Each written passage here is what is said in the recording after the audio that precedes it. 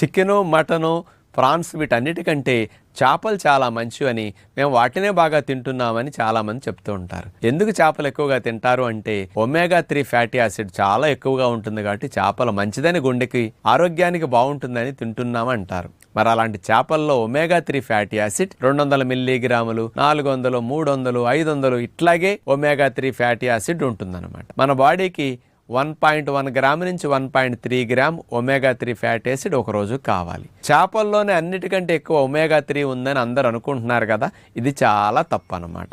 ఎంత తక్కువ అనేది మీకు తెలియాలి అంటే ఒమేగా 3 ఫ్యాటీ యాసిడ్ అనేది హెంప్ సీడ్స్, బాదం పప్పులు, అలాగే వాల్నట్స్, అవిసె గింజలు, ఫ్లాక్ సీడ్స్ వీటన్నిటిలో 8 గ్రాముల నుంచి 13 గ్రాముల మధ్యలో వీటన్నిటిలో ఉంటుందన్నమాట. కాబట్టి ఒమేగా 3 ఫ్యాటీ యాసిడ్ చేపల్లో అతి తక్కువ, విత్తనాల్లో అతి ఎక్కువ ఉందని మాత్రం మీరు మరవకండి.